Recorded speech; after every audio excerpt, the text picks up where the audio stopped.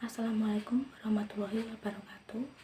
Nepangaken nami kula Sri Prihatin Nugroho, mahasiswi saking Prodi Pendidikan Bahasa lan Sastra Daerah Universitas PGRI Semarang badhe mempresentasiaken ayahan damel peta konsep periodisasi kasusastran Jawi. Kagem miyos jangkepipun materi, sumangga nyimak penjelasan saking kawula. Periodisasi kasusastran Jawi kaperang dados kawan, inggih punika kasusastraan Jawi Kina, kasusastran Jawi Pertengahan, kasusastran Jawi Enggal, lan kasusastraan Jawi Modern. Ingkang kaping setunggal wonten kesastraan Jawi Kina. Sastra Jawi Kina wonten ing abad kaping 9 dumugi abad kaping 13 Masehi. Karya sastra puniki dipunserat ing lebeting bentuk prosa utawi gancaran utawi puisi. Tuladhanipun sastra Jawi Kina inggih menika Kakawin. Kakawin inggih menika salah satunggaling bentuk prosa basa Jawi Kina lan ngagem metrum saking India.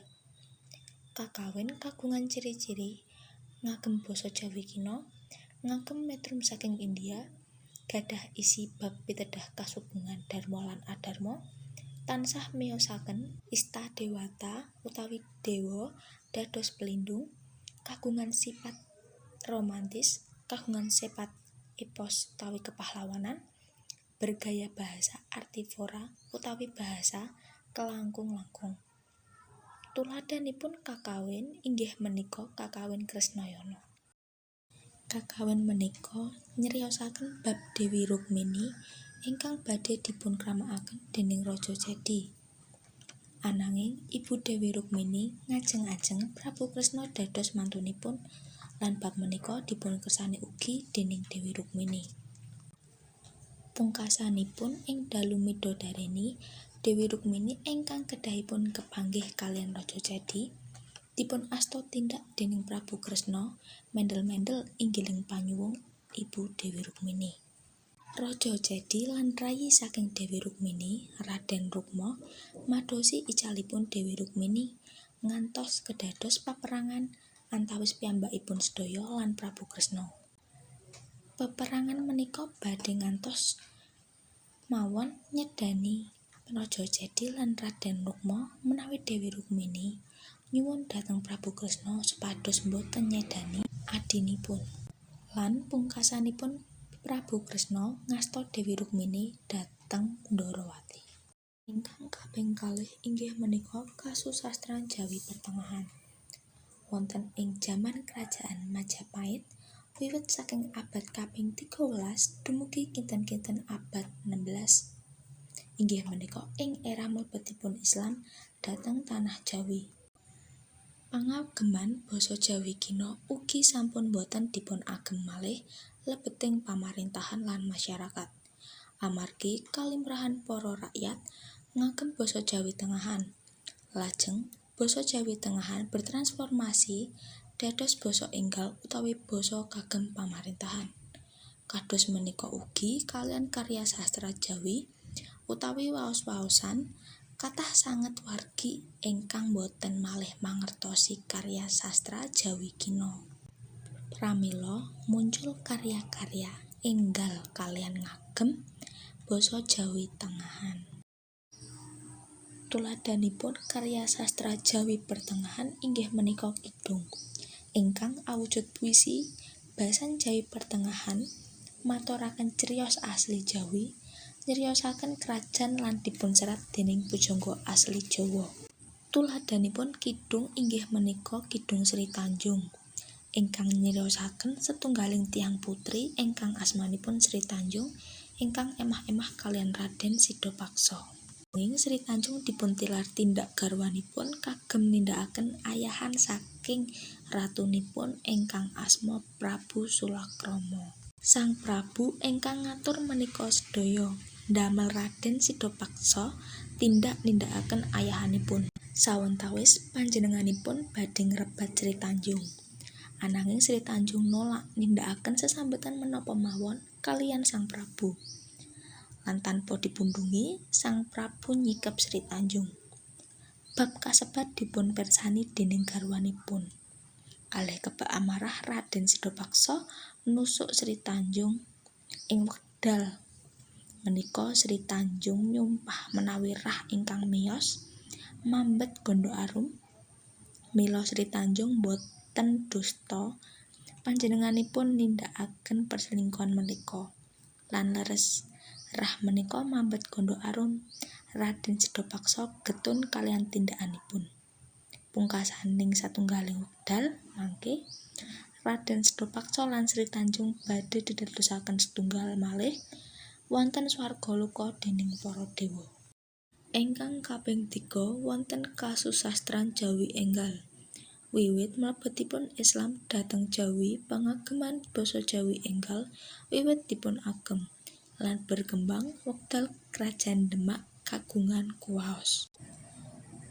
Benten kaliyan sastra Jawi Kina lan sastra Jawi Tengahan ingkang boten nirahaken sastra lisan. Sastra Jawi enggal taksih nilaraken sastra lebeting bentuk lisan. Sastra lisan kathah-kathah berkembang lebeting tradisi masyarakat lokal sareng folklor saenggen. Tuladhanipun saking karya sastra Jawi enggal inggih menika Babad, Wirid, Suluk, Piwulang, Primbon, lan Pawukon. Babad limrahipun gadhah isi bab legenda setunggaling papan perjuangan tokoh lan kedadosipun setunggaling prastawa. Wirid ingkang gadhah isi pinten-pinten akulturasi Islam lan budaya Jawi. Suluk ingkang gadhah isi criyos perjalanan manungsa kagem dugi kasempurnaan sugeng. Piwulang ingkang gadhah isi bab wucal lan sugeng ingkang dipun wucal saking generasi sadèrèngipun dhateng generasi ingkang badhé rawuh. Primbon ingkang gadhah isi catan alit saking masyarakat Jawi ngenani kasugengan sadinten-dinten, tata cara yasa dalem, perhitungan slametan tiyang seda lan sanesipun.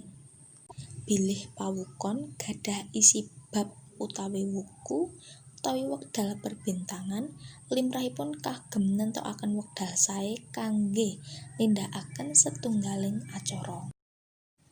Rimbon Betal Jemur Adam Magna gadhah isi 337 bab elmi Jawa ingkang dipun perang dados 8 jilid.